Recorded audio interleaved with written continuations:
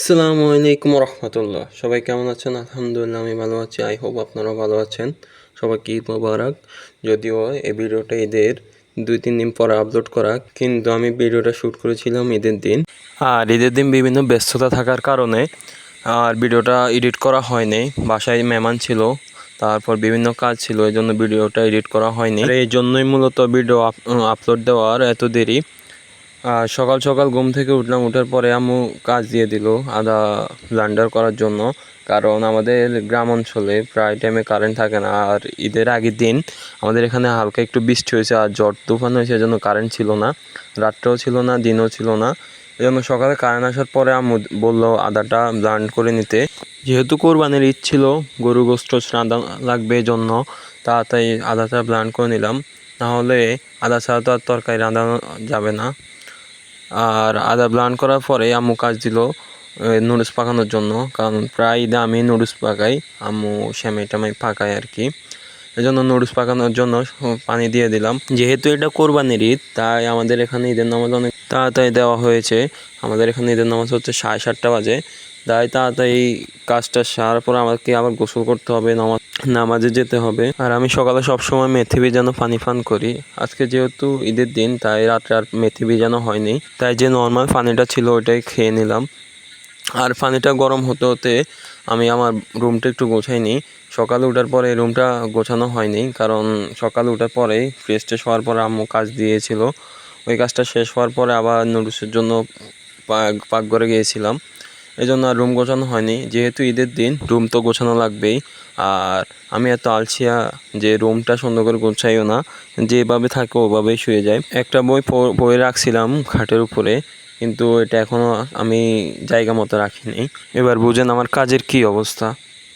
তারপর যাই হোক, পুরানো চাদরটা ওঠানোর পরে নতুন একটা চাদর বিছাই দিলাম। কারণ যেহেতু ঈদের দিন বাসায় অনেক মেহমান আসবে, মানুষ আসবে, তাই আর বেশিরভাগ মানুষ আমার রুমে আসে, যেহেতু আমার রুমটার সামনে। আর এর বাইরে আমি তেমন একটা রুম গোছাই না, আম্মু প্রায় টাইমে গোছায় আর আমাকে বকে। আর কি করবে, আমি এত আলসিয়া যে আমাকে বলেও আর লাভ হয় না। তাই এখন আম্মু হাল ছেড়ে দিছে। তারপরেও যখন আমার মন চায়, কাজ করতে ইচ্ছে করে, তখন আমি নিজে নিজেই রুমটা সাজাই। আর রুম সাজাতে মাঝে মধ্যে ভালোই লাগে, কারণ তখন ব্রেনটা ফ্রেশ থাকে, মন মানসিকতা ভালো থাকে। নিজের রুম নিজে সাজালে অনেক নিজের থেকে ভালো লাগে। পরিপাটি থাকলে মন মানসিকতা ভালো থাকে সব সময়। কারণ যখন মানুষ কাজে ভিতরে থাকে তখন তার মাথায় অন্য কোনো চিন্তা আসে না। আর আমার টেবিল দেখে কেউ হাসবেন না, কারণ কয়দিন পড়ালেখা হয়নি, যেহেতু ঈদের সময়, যেহেতু পড়তে বসি নেই কয়দিন, তাই আম্মু আচার আনি আমার টেবিলের উপরে রাখছে। কারণ তারপর আমাকে রুম গোছাতে দেখে পরে আম্মু চলে আসি বলে, তুই যা, আমি রুমটা গোছাই, তুই নুডলসের পানি মেবি গরম হয়ে গেছে, তুই যাই ওটা পাকা আগে। তখন আমি চলে আসছি নুডলসের এখানে, দেখি নুডলসের পানি অনেক গরম হয়ে গেছে। তখন আমি নুডলস দিয়ে দিলাম সিদ্ধ হওয়ার জন্য। অনেকে অনেক রকমভাবে পাকায়, কিন্তু আমার কাছে এটাই সহজ লাগে, কারণ এটার সময় কম লাগে। নুডলস সিদ্ধ হওয়ার পরে একটা জাঁকিতে নিয়ে ঠান্ডা পানি দিয়ে এগুলো কিছুক্ষণ রাখি দিই। যে কারণ নুডলস রাখার পরে ওটা হালকা আটকে যায়। যখন আমরা ঠান্ডা পানি দিই তখন আর এটা আটকে না। পরে ওটা রাখার পরে পাইপিনে তেল দিয়ে দিলাম। তারপরে পেঁয়াজ কুচি দিয়ে দিলাম, এটা আম্মু কুটে রাখছে। পরে কাঁচামরিচ দিলাম। আর আমি অনেক শর্টকাটে নুডলস পাকাই, আমি বেশি কিছু ইউজ করি না। বাসায় যা থাকে ওইটা দিয়ে নুডলস পাকানোর চেষ্টা করি।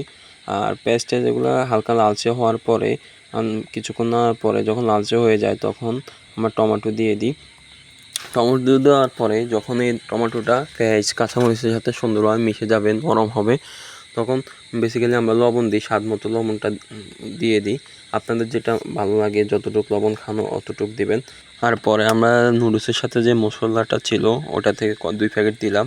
তারপর আবার ভালোভাবে ওটার সাথে মিক্সার করব। মিক্সার করার পরে যখন পেঁয়াজ কাঁচামরিচ তারপর টমেটো ভালোভাবে রান্নার উপযোগী বা নরম হয়ে যাবে, তখন আমরা ডিম ভেঙে দিয়ে দেবো। আর যেহেতু রান্নার একটা ভিডিও করতেছি, শেফদের মতো ডিম ভাঙতে গেলাম কিন্তু হলো না। তারপর আবার নিচে থেকে ভেঙে দিয়ে দিলাম। কিন্তু পরেরটা যখন ট্রাই করি ওটাও হয়, এবং তার পরেরটাও হয়। কারণ এটা আমি আরও আগে একবার চেষ্টা করেছিলাম, কিন্তু প্রথমটা হলো না কেন তা জানি না, হয়তো বা আমার ভাঙাটা ভুল হয়েছে। এটা একটা নিয়ম আছে, ওই নিয়মে যদি ট্রাই করে ওটা অবশ্যই হয়। আর ডিমটা যখন ভালোভাবে নিচ থেকে হলো তখন আমি এটা ভালোভাবে নাড়িয়ে চাড়িয়ে দিলাম, ভেঙে দিলাম আর কি। আবার ওটার সাথে নুডলসের সাথে যে মশলা ছিল ওটা এক প্যাকেট দিয়ে দিলাম। আর শেষে এগুলাকে সবগুলোকে একসাথে মিক্সার করলাম, আগে যে মিক্সচারটা তৈরি করলাম পরে ওটার সাথে ডিম মিক্সার করে দিলাম। আর এটা হালকা কিছুক্ষণ মিক্স করার পরে নুডলস যে আগে যে নুডলসটা সিদ্ধ করে রাখছি ওটা দিয়ে দিলাম পাইপিনে। আর এটা ভালোভাবে নাড়া লাগবে, নাড়ার পরে যখন হালকা একটু গরম হবে তখন আমরা আবার ওই গরম মশলাটা দিয়ে দেবো। দেওয়ার পরে আবার এটাকে ভালোভাবে মিক্স করা লাগবে, কারণ এটা নাহলে কালারটা আসবে না। আর আপনারা চাইলে এটার সাথে হলুদও দিতে পারেন, হলুদ দিলে এটার কালার হালকা হলুদ হবে। হলুদ হওয়ার পরে আসলে তেমন একটা ভালো লাগে না, সাদা নুডলসটাই আমার কাছে বেস্ট লাগে। আর আপনারা চাইলে দিতে পারেন, আপনাদের ইচ্ছা। আর নুডলসটা হওয়ার পর আমি গোসল টোসল করলাম ঈদের নামাজের জন্য। এমনিতেই অনেক দেরি হয়ে গেছে, তারপরে নুডলস নিয়ে নিলাম। অবশ্য ভালোই হয়েছে, তেল কম। আর ঈদের নামাজের পর তেমন একটা ভিডিও শ্যুট করা হয়নি। আমরা চলে গেছিলাম গরুর কাছে, গরু জবা করবে, হুজুর আসছিল। তখন আমরা বাড়িতে আসার পর রেডি হলাম, রেডি হওয়ার পরে গরুর কাছে গেলাম, তখন আর ভিডিও শ্যুট করা হয়নি। আর তো সেদিন ঈদের দিন সারাদিনে আমার আর ভিডিও শ্যুট করা হয়নি। যখন গরুটা জবা করলাম সব কিছু কাজ করার পরে শরীরটা অনেক টায়ার্ড লাগার পরে আমরা বাসায় আসলাম, আসার পর শুয়েছিলাম। তখন আর ভিডিও শ্যুট করাও হয়নি, আপনাদের দেখানো আর সম্ভব হয়নি। আর বেসিক্যালি এখন যে ভিডিওটা ওটা আমার ঈদের একদিন পরে শ্যুট করা। আর ভিডিওটা দেওয়ার কারণ হচ্ছে যেহেতু কোরবানির ঈদ ছিল, অবশ্যই তো গোশত থাকবেই। আর গোশত দিয়ে যদি একটা ভিডিও না দেওয়া হয় তাহলে তো ঈদটার কোরবানির ঈদটা সম্পূর্ণ হবে না, তাই আর কি ভিডিওটা দেওয়া।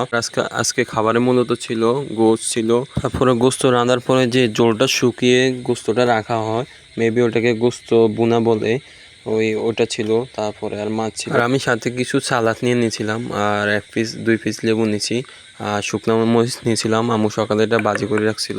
আর আমি যখন সালাদ, লেবু, শুকনো মরিচ এবং গোশত একসাথে মিলিয়ে যখন মুখে নিই, মানে তার স্বাদটাই হচ্ছে অন্যরকম। ভাত খাওয়ার সময় যখন 1 পিস লেবু থাকে আর কিছু পরিমাণ সালাদ থাকে, যে কোনো তরকারির সাথেও তখন আমার তৃপ্তি সহকারে খাওয়া যায়।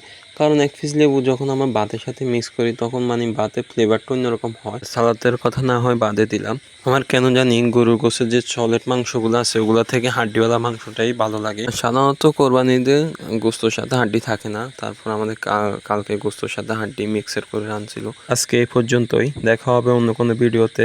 আল্লাহ হাফেজ।